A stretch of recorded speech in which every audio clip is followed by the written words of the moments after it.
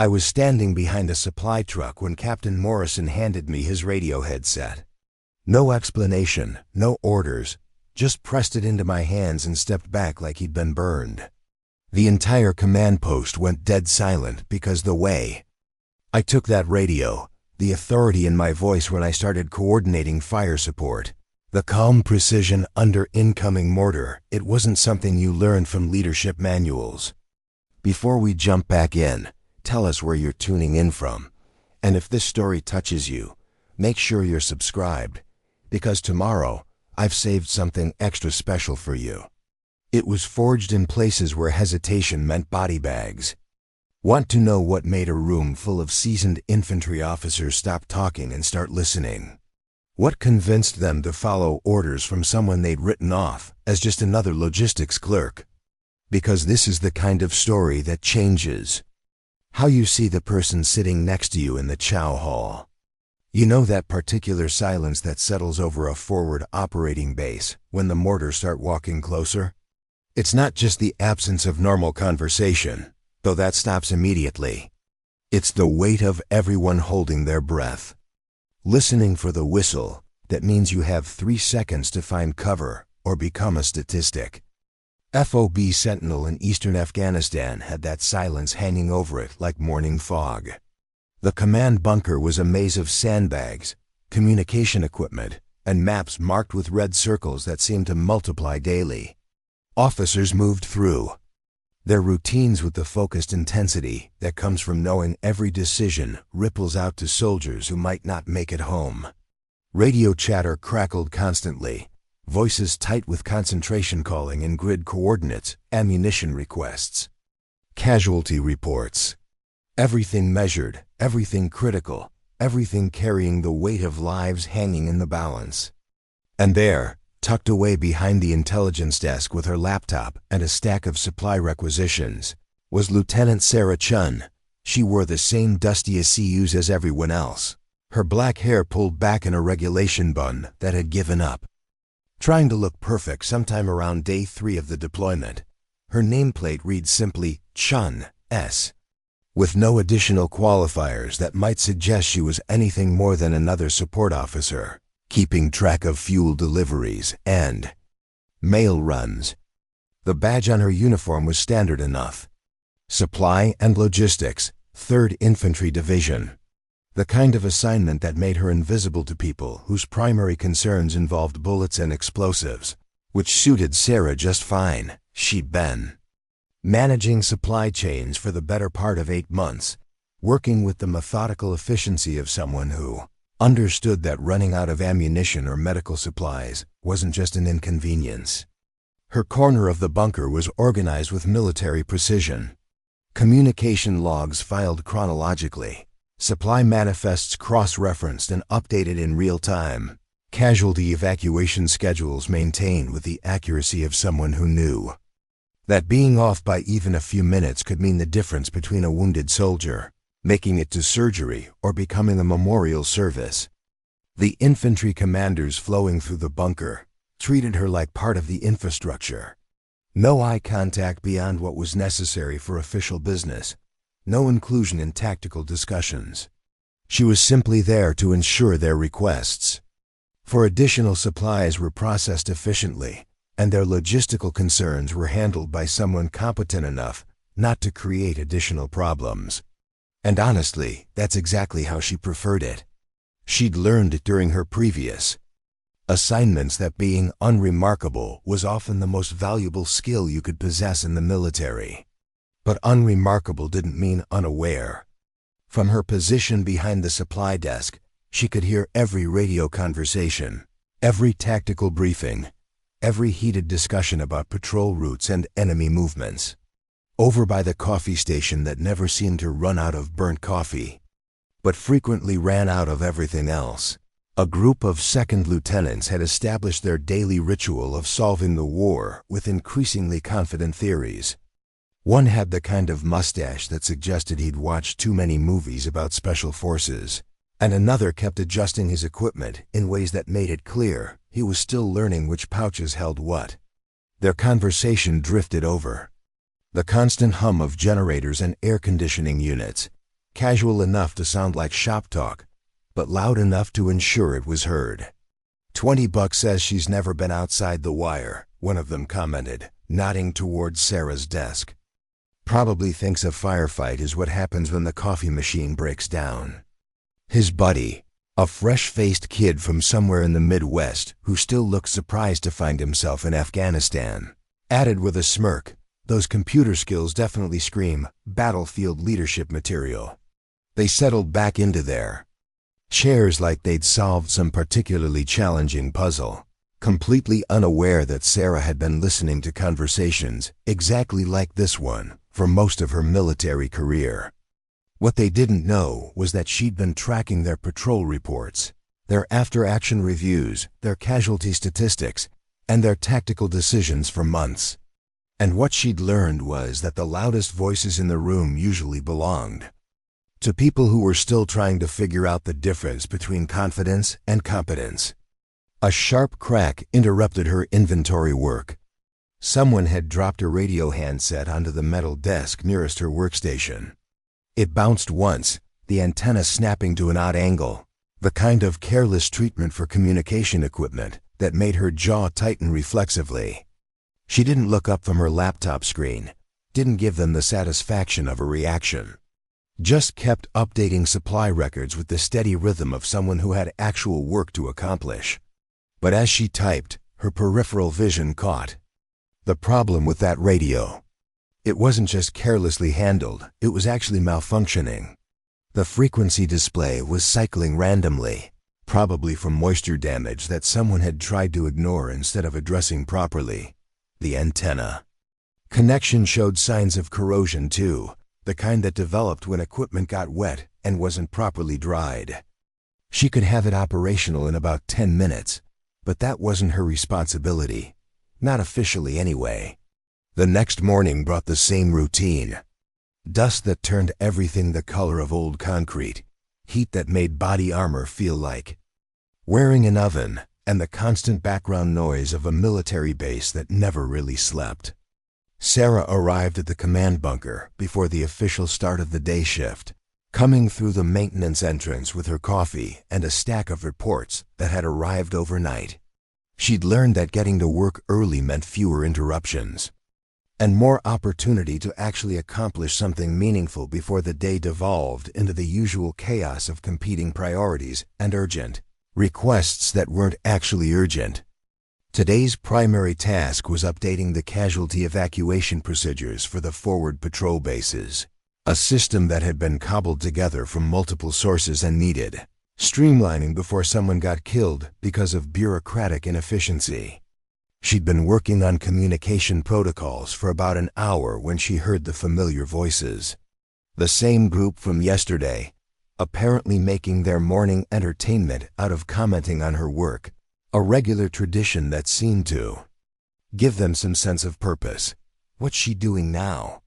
One of them asked, peering over at her desk covered with radio specifications and evacuation timelines.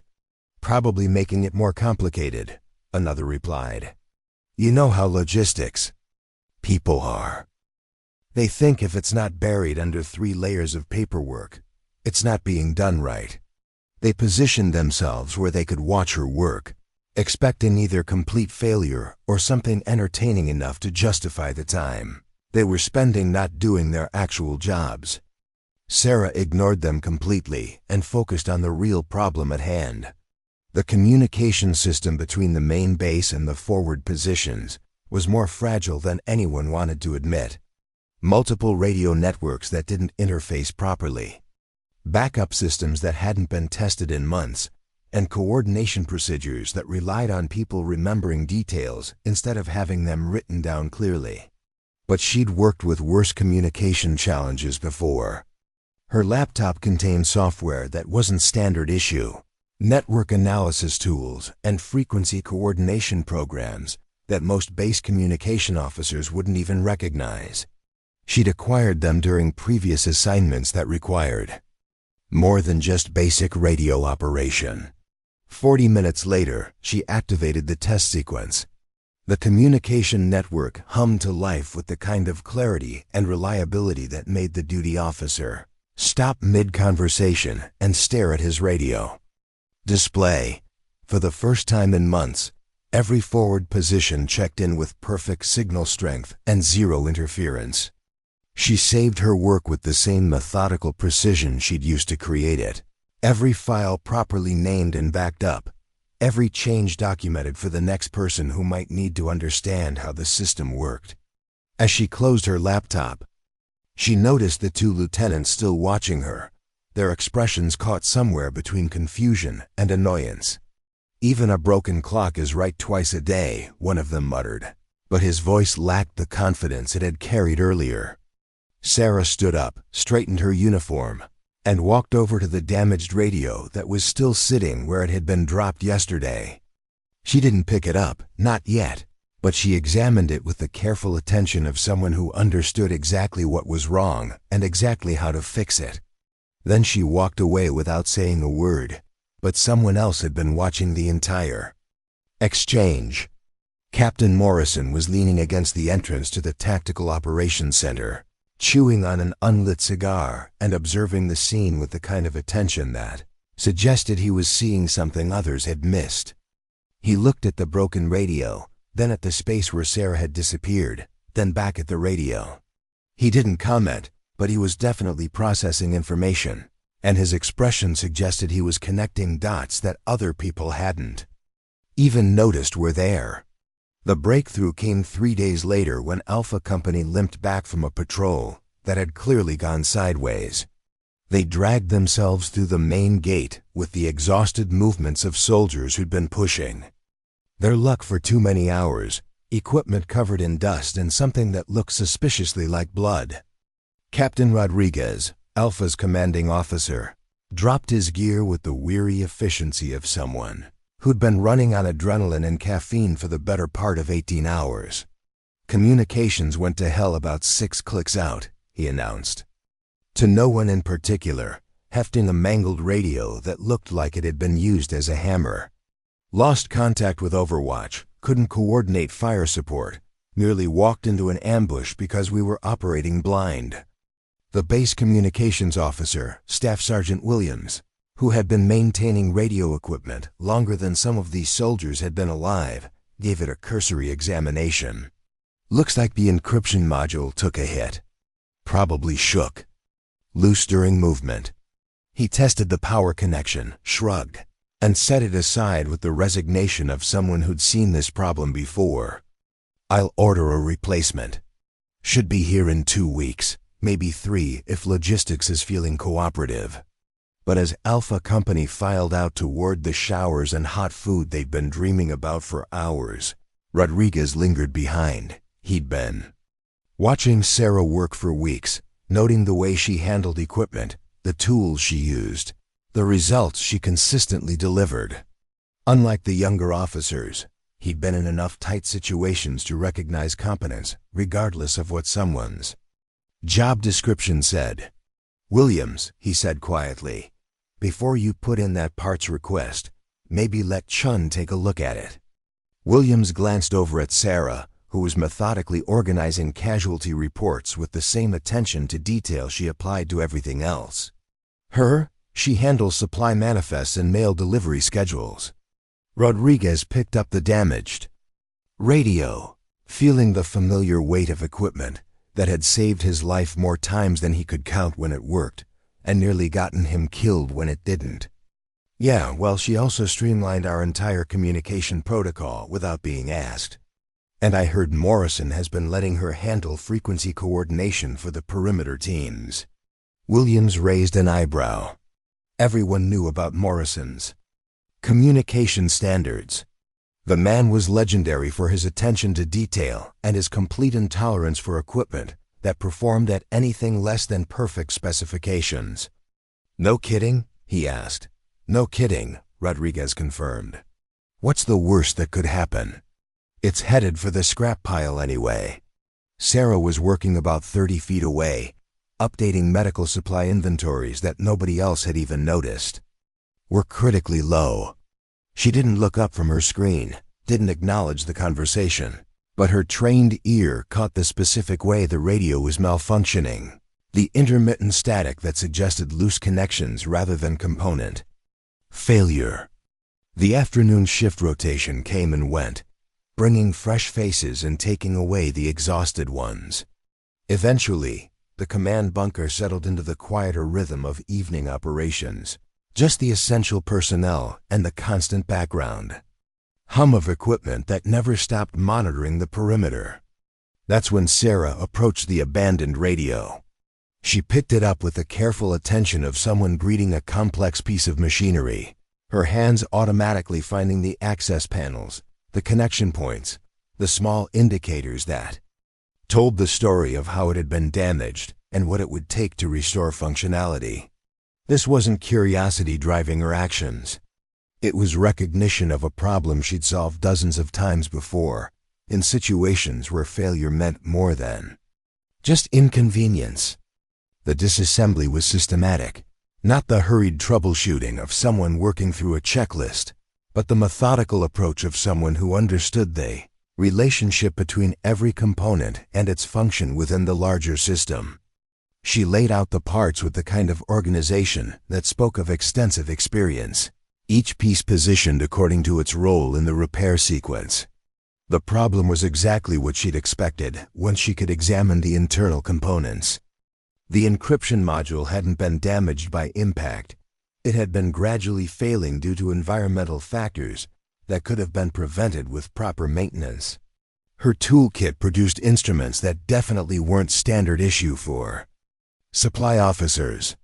Precision electronics equipment, specialized testing devices, calibration tools that probably cost more than most soldiers made in a month.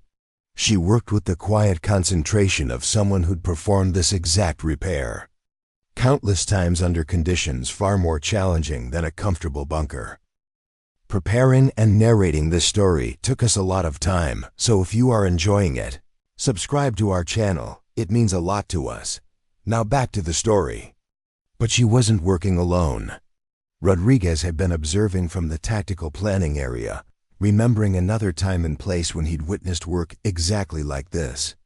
Iraq, 2018, a forward operating post surrounded by hostiles, and their communication equipment was failing systematically under conditions that made replacement impossible. Then someone had appeared at their position. No advance notice, no official orders, just desert camouflage and a toolkit that looked remarkably similar to the one Sarah was using now. That operator had worked through the night, leaving behind communication systems that functioned better than factory specifications. The only trace had been a small mark etched into each repaired component, a tiny pattern that looked like random scratches unless you knew what to look for. Rodriguez moved closer, his boots silent on the concrete floor. When Sarah held up the encryption module to examine it under the work light, he saw exactly what he'd been hoping to find. There, etched into the metal housing with marks so precise they were almost invisible, was the same geometric pattern he'd seen in Iraq. His breath caught, a sharp intake that made Sarah aware of his presence. She turned, encryption module still in her hands, and their eyes met across the space between them. In that moment, understanding passed between them. Not the kind that came from shared experiences necessarily, but the kind that came from recognizing someone who'd operated in the same circles, faced the same challenges, solved the same impossible problems under conditions that officially never existed. "You do excellent work," Rodriguez said quietly, his voice carrying the respect of someone who understood exactly what he was looking at. "Thank you," Sarah replied, noting the way he stood, the small scars on his hands that came from handling equipment under hostile conditions, the particular alertness that never fully relaxed even in supposedly safe environments. He nodded toward the encryption module. "That kind of precision, that attention to detail, it's not something you pick up from technical manuals."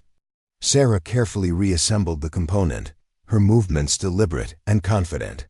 "You develop techniques that work," she said simply. But there was something in her tone that suggested they both understood the deeper meaning. "I'm sure you do," Rodriguez said, stepping back but not leaving.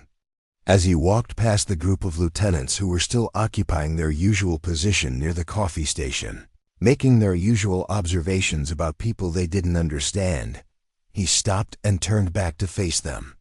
"You gentlemen might want to reconsider your assessment of Lieutenant Chen," he said, his voice carrying the authority that came from years of leading soldiers in situations where mistakes had permanent consequences. "That woman knows more about field communications than most signal officers will learn in their entire careers." One of them, the one with the questionable mustache, started to respond with what was probably going to be another dismissive comment. "Come on, Rodriguez, she's just supplying." "She's just what?" Rodriguez's tone could have frozen water. "Go ahead, finish that sentence, Lieutenant."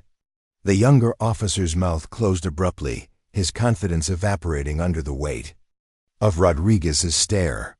"That's what I thought," Rodriguez continued, his eyes sweeping the group.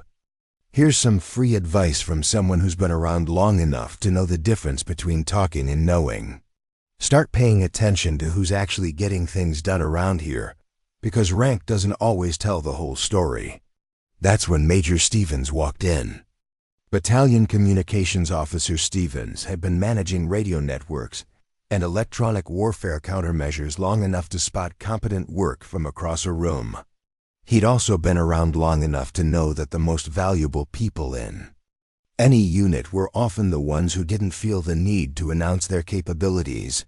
He stood near the entrance, arms crossed, watching Sarah complete the radio repair with the kind of professional interest that one expert pays to another's. Work, no interruption, no questions, just the quiet observation of someone who recognized mastery when he encountered it. When she finally looked up from the completed repair, they made eye contact for a moment. No words were exchanged, but a complete conversation happened in that silence. Recognition, perhaps, or simply the acknowledgement that passes between professionals who understand the weight of responsibility that comes with keeping communication systems operational. Then Stevens did something that surprised everyone in the bunker, including himself. He walked over to his personal equipment locker and retrieved his own field radio. This wasn't standard issue equipment. It was a customized communication system that had been modified by exactly 2 contractors in the entire theater of operations, specialists who charged more for electronic warfare modifications than most officers made in 6 months. It was the kind of equipment that nobody touched without explicit permission and detailed knowledge of its capabilities. He placed it on Sarah's workbench and stepped back, his action creating a moment of absolute silence in the normally busy command center. "Is he serious?" One of the staff officers whispered. "Nobody touches Stevens's personal gear." But Sarah didn't hesitate. She set aside the repaired radio, adjusted her position at the workbench, and picked up Stevens's equipment. With the same careful attention she'd given every other piece of technology.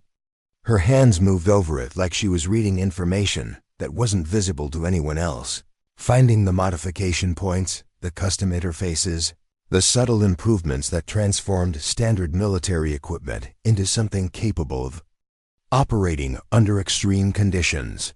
She identified the issue almost immediately. A calibration drift in the frequency synthesizer that was causing intermittent signal degradation. The kind of problem that would take most technicians hours to diagnose if they could identify it at all. The correction took less than 5 minutes. A specialized tool smaller than a pencil, a few precise adjustments, and the radio was operating with better clarity than it had since the day it was built. She placed it back on the workbench and stepped away. Stevens picked it up, ran through the diagnostic sequence, and nodded once. Not the surprised acknowledgement of someone who'd been proven wrong, but the professional respect of someone who'd just witnessed expertise at work. Then he walked away, leaving Sarah alone with a room full of questions that nobody was quite ready to ask out loud. Word traveled through the base, the way information always does in military communities, quietly through unofficial channels and conversations that happened in the spaces between official briefings. By the next morning, People were talking about the supply officer who'd fixed Stevens's personal communication gear. Not loudly, not openly, but with the kind of respectful curiosity reserved for people who demonstrated capabilities that couldn't be ignored. "She's not just logistics," someone mentioned during the morning briefing. "Did you see how she handled that encryption module?" Another added during chow. Stevens didn't even hesitate, like he expected her to know what she was doing. The stories found their way to Colonel Marcus Webb, the battalion commander and a man who didn't appreciate being kept in the dark, about the capabilities of personnel under his command. He had been leading soldiers for 22 years, and he'd never encountered anyone whose official record didn't match what he was hearing through informal channels. So he did what any responsible commander would do. He pulled Sarah's personnel file for review. What he found made him lean back in his chair and study the screen with growing concern. Lieutenant Sarah Chen's military record was remarkably sparse. No obvious career progression, no traditional officer development path, no clear explanation for how she'd acquired the security clearance level that was significantly higher than her current assignment would require. Most troubling was a single notation in her service history that simply read, "SOTC, refer all inquiries to higher command authority." Webb had been around long enough to recognize that designation. Special Operations Training Command, a classification that covered personnel whose actual assignments and capabilities were compartmentalized far above his authorization level. The kind of background that meant someone had been places and done things that weren't supposed to leave paper trails. Before he could process this information further, his computer terminal chimed with an incoming priority message. Classification. Level Eyes Only. Originating from a command authority he didn't recognize, but whose authentication codes verified as legitimate. He opened it and felt the temperature in his office drop several degrees. "Colonel Webb, you are hereby directed to cease all inquiries regarding the service record of Lieutenant S. Chen. Any attempts to access classified information beyond your current authorization will result in immediate review of your command status and possible reassignment. This directive originates from the highest levels of command and requires no further clarification. Acknowledge receipt immediately." Webb stared at the message, his hands trembling slightly with a combination of anger and apprehension. In more than 2 decades of military service, he'd never received anything like this. The kind of communication that meant someone with significant power was very serious about maintaining operational security around one of his own officers. He typed a brief acknowledgement and deleted the message according to protocol. But as he sat in the silence of his office, he couldn't escape the feeling that he was commanding a battalion with at least one person whose actual mission and capabilities were completely unknown to him. Meanwhile, across the base, First Sergeant Collins was having his own moment of recognition. He'd been conducting routine equipment inspections when he'd observed something that made him stop and pay closer attention. Sarah was reviewing tactical communication procedures, but it wasn't the review itself that caught his eye. It was the way she annotated the procedures. Specific modifications, tactical improvements, the kind of field-tested adjustments that came from experience with actual combat operations rather than theoretical knowledge from training manuals. He'd seen those exact modifications before, in a briefing room at Fort Bragg where an instructor had DEMONSTR AD advanced communication techniques for a deployment that never appeared in any official records. The instructor had been identified only as Lieutenant S and had proceeded to show them coordination methods that weren't included in any standard operating procedures. Collins had never forgotten those techniques because they'd kept his unit alive during a mission that officially never happened in a location he wasn't supposed to discuss. Now he was looking at those same methods being quietly implemented by an officer who was supposed to be tracking supply inventories and managing logistic schedules. He approached carefully, respectfully, the way you'd approach someone you suspected. of being far more dangerous than their current assignment suggested. "Excuse me, Lieutenant," he said quietly. Sarah looked up from her work, her hands never pausing in their systematic review of communication protocols. "I was wondering if you might have any background with tactical communication coordination, specifically the kind that requires specialized training." For a moment, Sarah's hands did pause. She looked at him directly, and he saw something in her expression that confirmed every suspicion he'd developed. "I have some experience with communication systems," she said carefully, her tone suggesting that they both understood the deeper meaning of the conversation. Collins nodded slowly. "I thought you might. Would you mind if I asked where you developed that experience?" "Here and there," she replied, but there was something in her voice that suggested extensive travel to places that weren't vacation. "Destinations. You pick up techniques that work." "I'm sure you do," Collins said, glancing around to ensure they weren't being overheard. "If you don't mind me saying, your approach to tactical coordination is very professional." "Very experienced. Thank you," Sarah said simply. "So is yours." They understood each other completely. Collins returned to his office and placed a call to his commanding officer. "Sir, I have a question about one of our personnel, Lieutenant Chen. Her background seems to indicate." "Stop right there, First Sergeant." The voice on the other end was sharp with authority. "That officer is on a need-to-know basis, and you don't need to know. Are we clear?" The line went dead. Collins stared at the phone, then back at his computer screen. He'd encountered classified personnel before, but never someone whose official duties were so completely disconnected from their apparent capabilities. The crisis erupted on a Thursday morning, the kind where everything collapses at once. I was updating medical supply inventory when the first mortar hit near the perimeter, close enough to rattle the walls and scatter equipment followed by the blaring of the base alarm, its harsh wail confirming this was no drill. Incoming fire. All personnel proceed to hardened shelters. "This is not an exercise," the PA system barked with mechanical urgency. Instantly, the command bunker shifted from routine comm to high-stakes command center. Officers scrambled with practiced urgency, securing gear, initiating communications, and preparing defensive coordination. Then Colonel Webb burst through the door, his face set in stone. "We've got a major situation," he said. "Charlie Company is pinned at grid 412 to 578, taking heavy fire from multiple angles. They need immediate extraction, but there comes. We're knocked out in the first barrage." Major Stevens jumped into action, powering up backup systems. "Sir, I can re-establish contact if..." Another mortar impacted even closer, sending static screaming through the radios.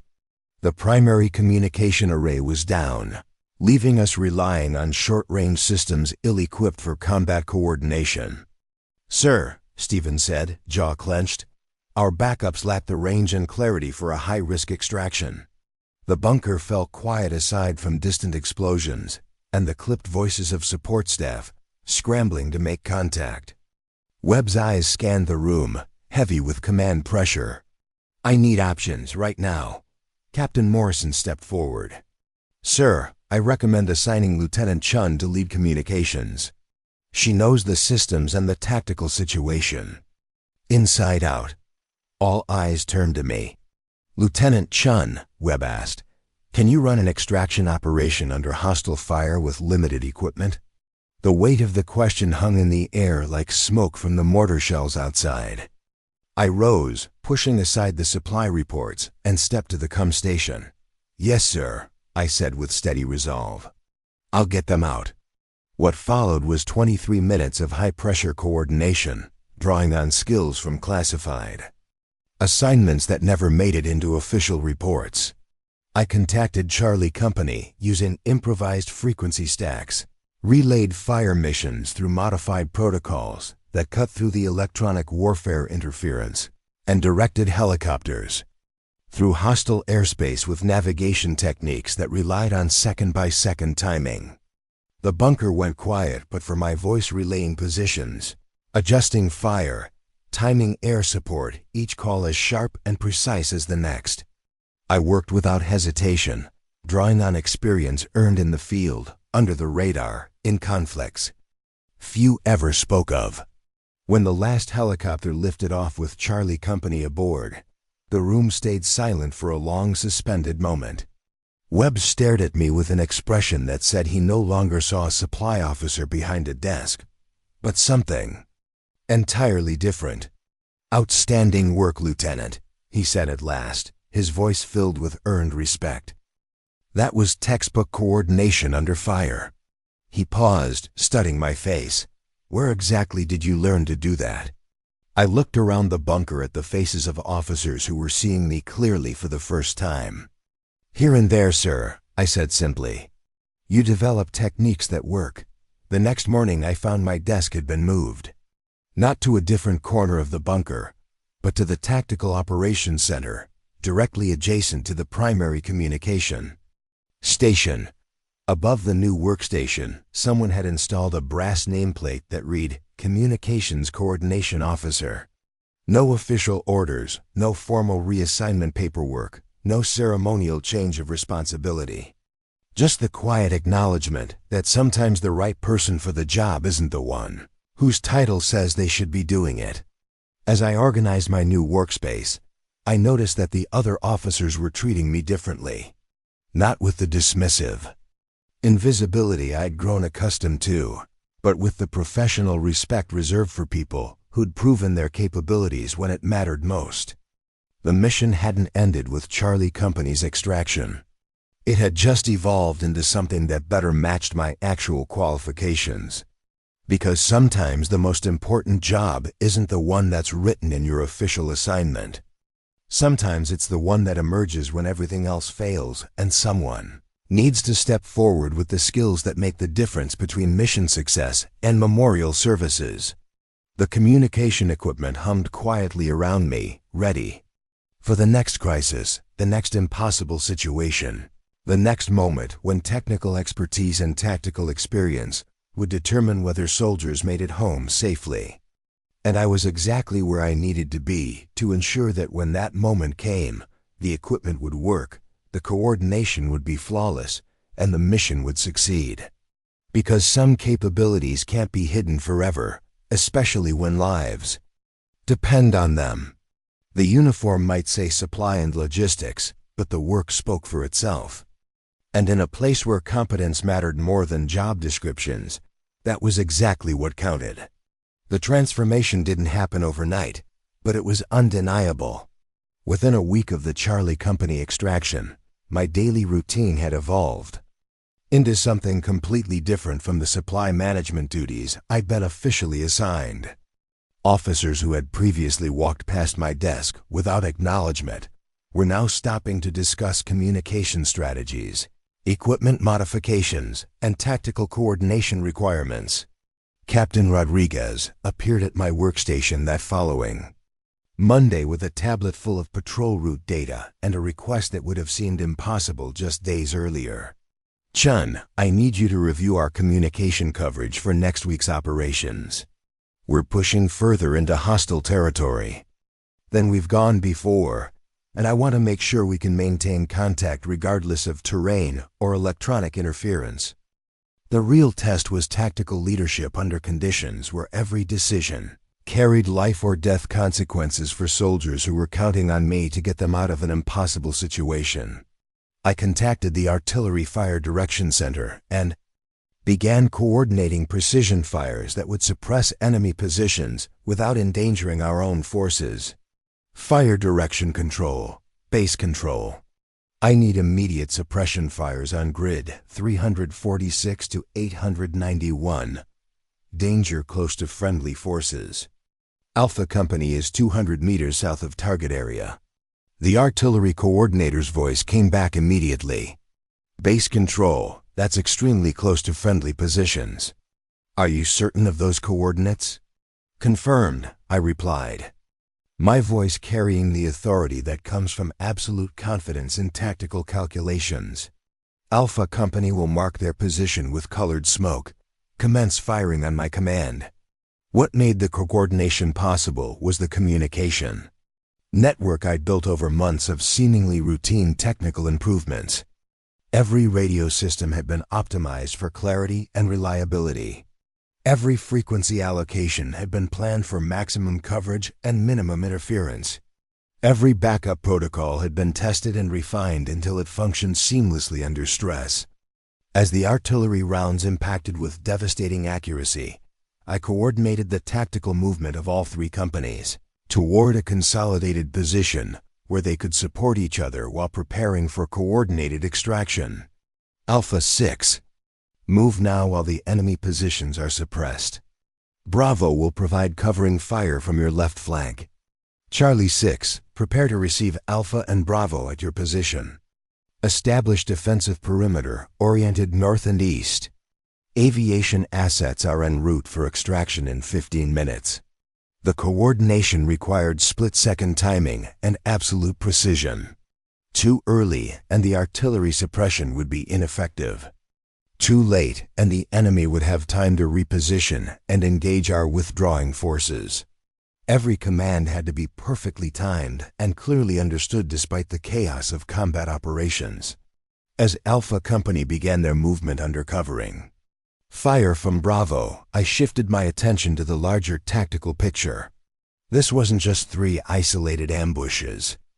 The coordination, the timing, the sophisticated electronic warfare capabilities all pointed to a major enemy operation designed to achieve strategic objectives beyond simply killing American soldiers. "Sir," I called to Colonel Webb, who was monitoring the situation from the command position, "this isn't just opportunistic attacks. The enemy is conducting coordinated operations designed to draw us into a larger engagement. They're trying to isolate and destroy our forward units to create a gap in our defensive line." Webb's expression reflected his understanding of the implications. "What do you recommend, Lieutenant?" "We need to consolidate all forward units at defensible positions while coordinating immediate reinforcement," I replied, continuing to direct tactical movements while analyzing the broader strategic situation. The enemy is expecting us to react piecemeal to each individual contact. Instead, we should consolidate our strength and force them to attack prepared positions. As Alpha Company reached the rally point and consolidated with Charlie, I began coordinating helicopter extraction. Under fire. Aviation base control. We need immediate extraction for approximately 60 personnel from grid 351 to 887. Be advised, landing zone is under occasional mortar fire, but friendly forces will provide suppression and security. The helicopter pilots acknowledged the mission with the calm professionalism of aircrews, who regularly flew into dangerous situations to extract soldiers who couldn't get out any other way. Base control, aviation. 2 birds en route, ETA 12 minutes. We'll need colored smoke to mark the landing zone and confirmation that the area is secure for landing. While coordinating the extraction, I simultaneously directed counter-battery fire against the enemy mortar positions that were threatening the landing zone. Fire direction control, base control. I need immediate counter-battery fire on grid 348 to 895. Enemy mortar are threatening extraction operations. The response was immediate and devastating. American artillery, guided by precise coordinates and coordinated timing, silenced the enemy mortar positions just as the extraction helicopters approached the landing zone. The timing was critical. Any delay would have meant exposing aircraft and crews to hostile fire that could have resulted in casualties and mission failure.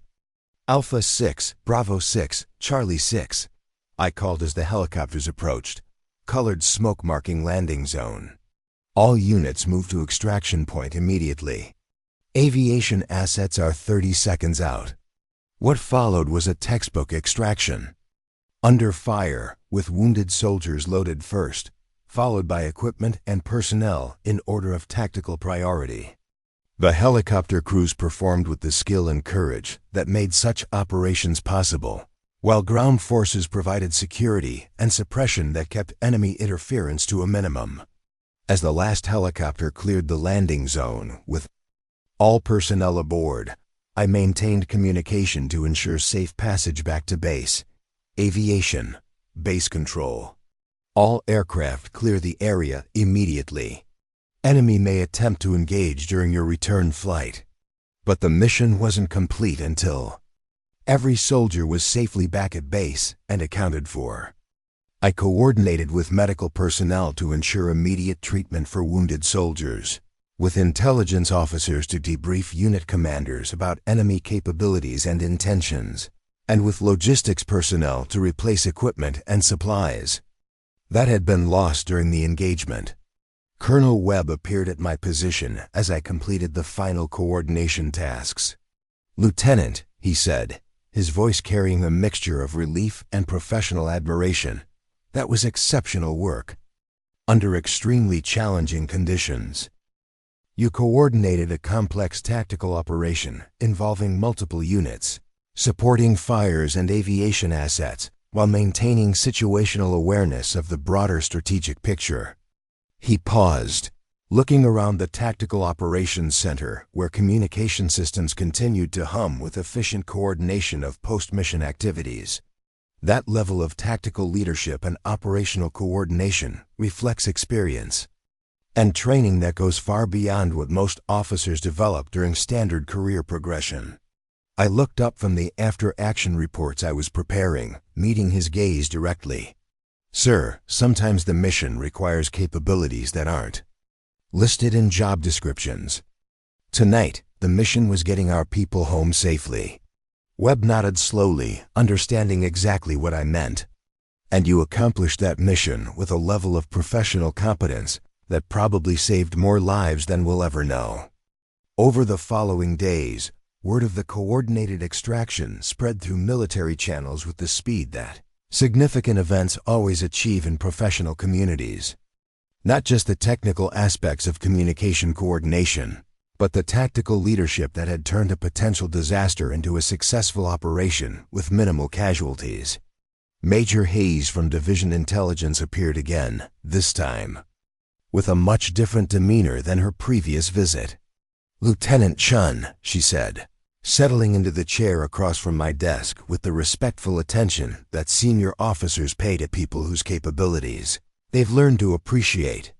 "Division is very interested in discussing your potential for assignments that would make full use of your operational experience." She opened a folder containing documents with classification markings that were significantly higher than anything I'd seen since my current assignment began.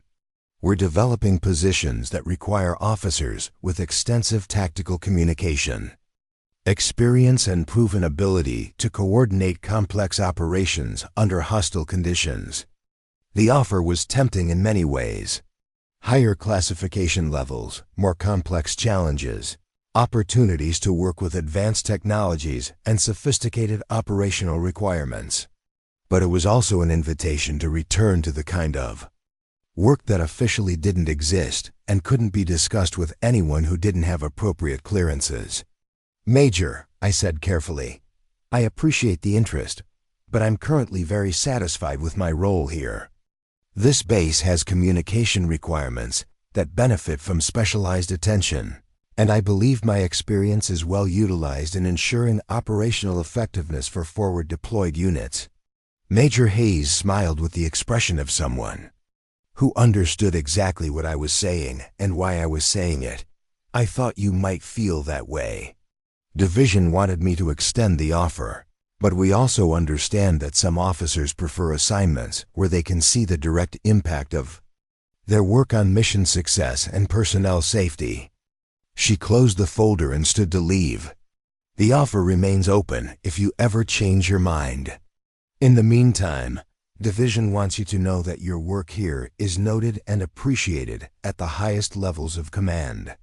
After she left, I returned to the routine tasks that had become my primary responsibilities: maintaining communication systems, coordinating technical improvements, training personnel on advanced procedures, and ensuring that when crisis situations developed, all the equipment and protocols would function exactly as required.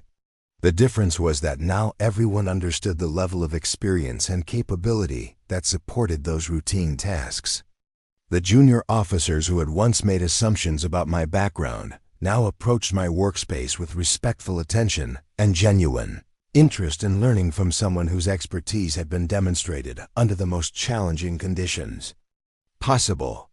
First Sergeant Collins stopped by regularly to discuss operational requirements and tactical considerations, treating me as a professional equal whose opinion he valued on matters involving unit safety and mission effectiveness.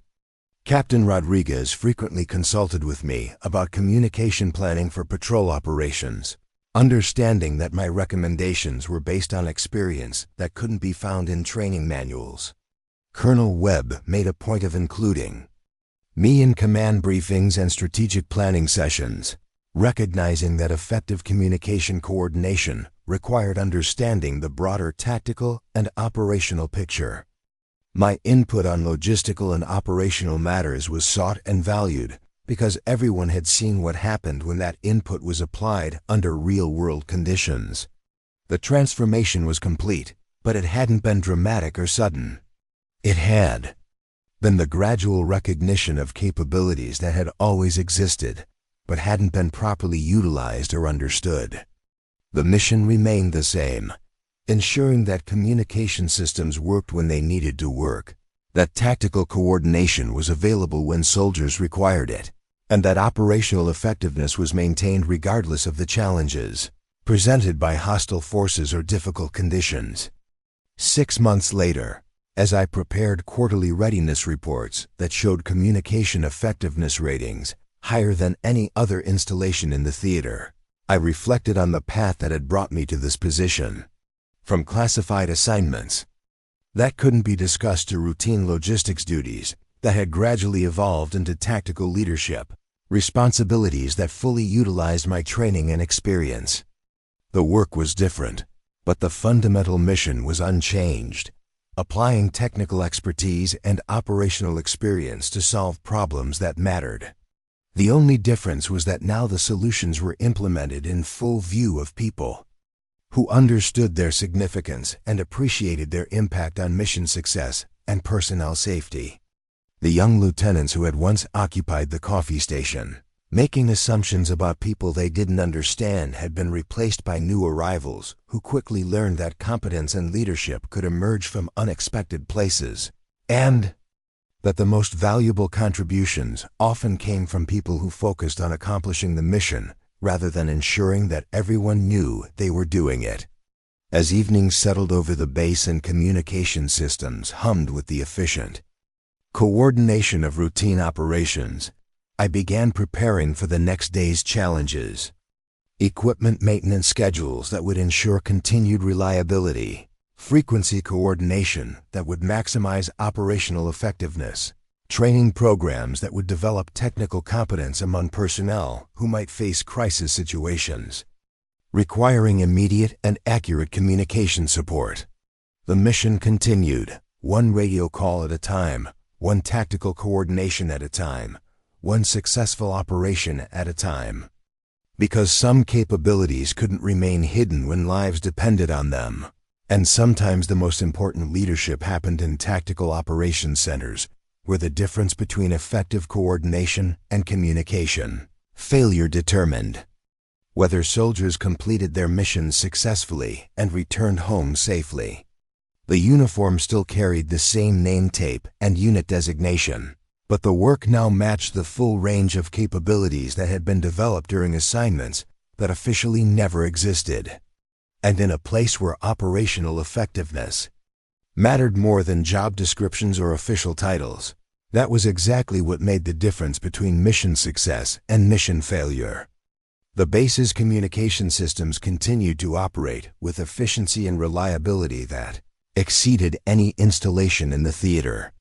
Personnel continued to receive training and support that prepared them for the challenges of operating in hostile environments.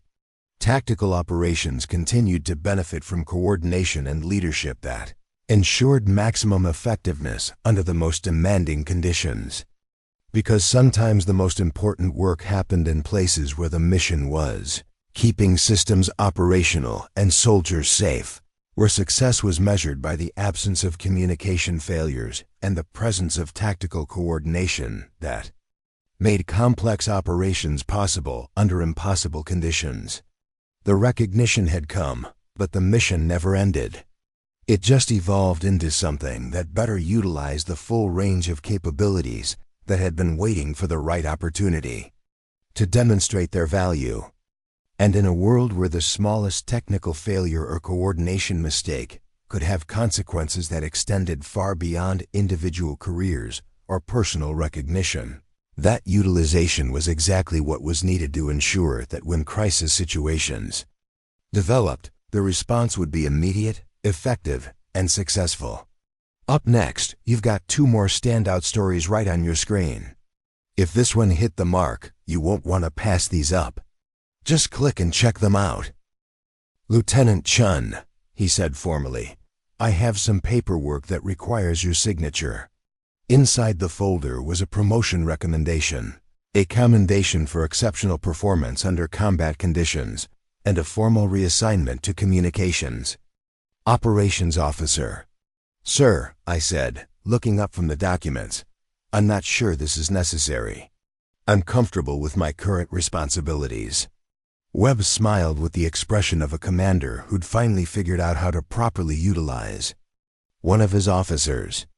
Lieutenant, sometimes what's necessary and what's comfortable aren't the same thing. This base has the most effective communication operations in the theater, and that's directly attributable to your work. He gestured toward the Tactical Operations Center, where multiple communication systems were coordinating everything from supply deliveries to medical evacuations with smooth efficiency. That kind of performance doesn't happen by accident, and it doesn't happen without leadership. You've been doing the job for months. Now it's time to make it official. As I signed the documents, I thought about the path that had brought me to this moment. From classified assignments that couldn't be discussed to routine logistics duties that had gradually evolved into something much more significant. The work was different, but the fundamental mission remained the same, applying technical expertise and operational experience to solve problems that mattered. The young lieutenants who had spent so much time making assumptions about my capabilities were noticeably quiet during the afternoon briefing, where Colonel Webb announced my new assignment. They'd learned that making judgments based on job titles and initial impressions wasn't always the most accurate approach to understanding the people around them. But more importantly, they'd learned that competence and leadership could emerge from unexpected places, and that the most valuable contributions often came from people who focused on getting the job done rather than making sure everyone knew they were doing it.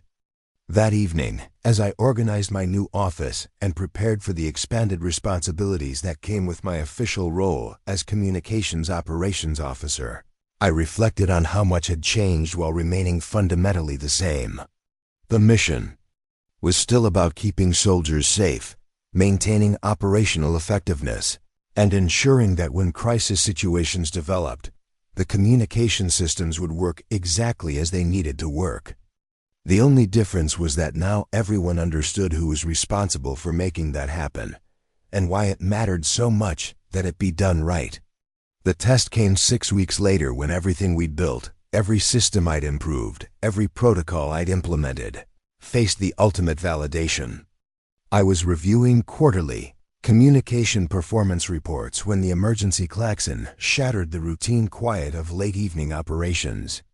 Not the measured alert of incoming fire, but the urgent, continuous wail that meant something catastrophic was developing. Colonel Webb burst into the Tactical Operations Center with the grim expression of a commander who'd just received intelligence that changed everything. Multiple units under simultaneous attack, he announced, his voice cutting through the sudden chaos of personnel scrambling to crisis positions. We've got Alpha Bravo, and Charlie companies all engaged with superior enemy forces across a 15-kilometer front. The situation board lit up with red indicators as reports flooded in from forward positions. Alpha Company was pinned down in a valley with no viable escape routes. Bravo was taking casualties from coordinated mortar fire that suggested extensive enemy preparation. Charlie was reporting organized resistance that indicated they'd walked into a carefully planned ambush. "Sir," Major Stevens called from the primary communication station, his voice tight with urgency. "We're losing contact with multiple units. The enemy is jamming our standard frequencies, and atmospheric conditions are degrading our backup systems." As if to emphasize his point, static erupted from multiple radio speakers as another wave of electronic interference swept across our communication networks. Colonel Webb looked around the operations center at faces that reflected the weight of a situation spiraling beyond normal parameters.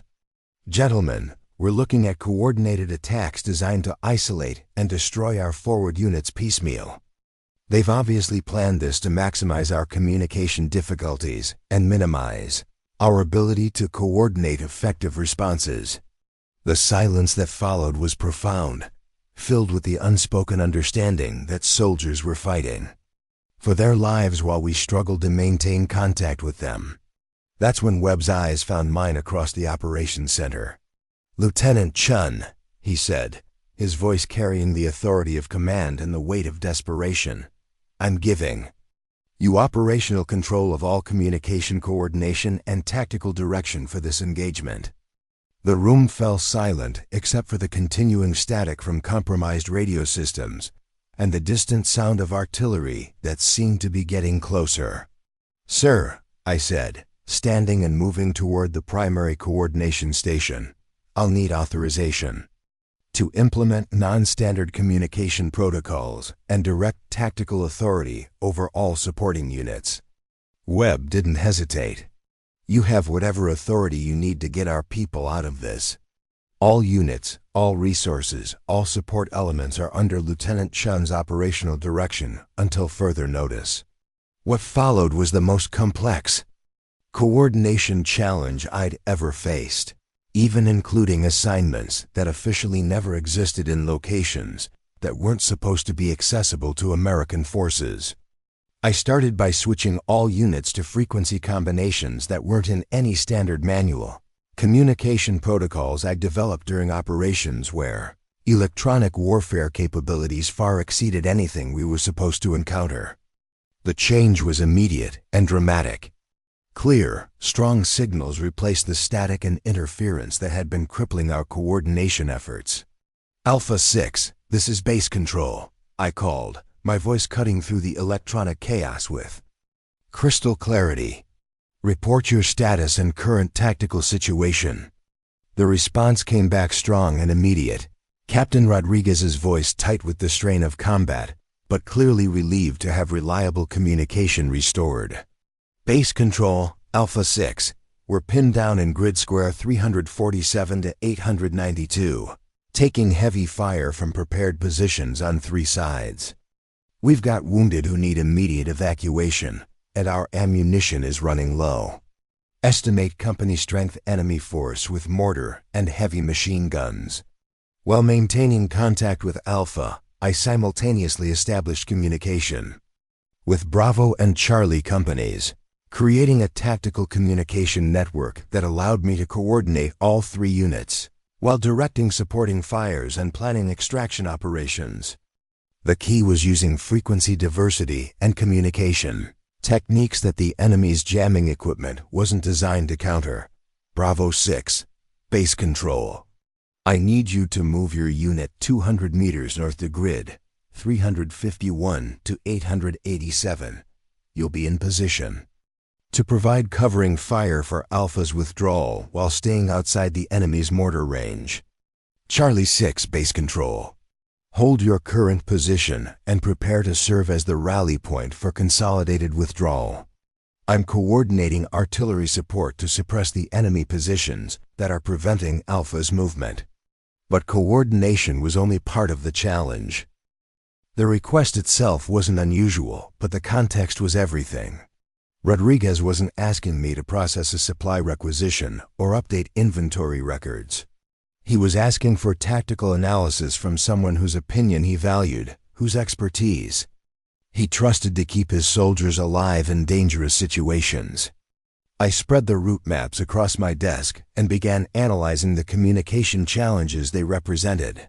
Mountain ridges that would block line-of-sight transmissions, valleys where atmospheric conditions could cause signal degradation, and known enemy positions where electronic warfare capabilities might disrupt standard communication protocols. You'll need frequency diversity across multiple bands, I told him after reviewing the tactical situation. Primary communication. Unencrypted VHF for normal operations. Backup HF capability for long-range contact if you get separated from the main force. And emergency UHF beacons for extraction coordination if everything else fails.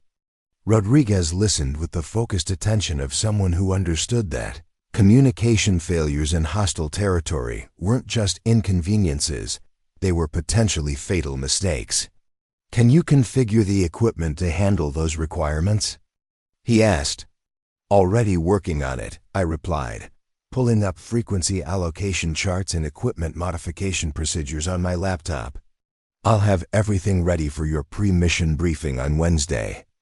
As he walked away, I noticed First Sergeant Collins watching the exchange with an expression that suggested he was finally seeing confirmation of suspicions he'd held for months. Collins approached my desk after Rodriguez had left, his manner respectful but direct. "Lieutenant, I've been thinking about our conversation last week.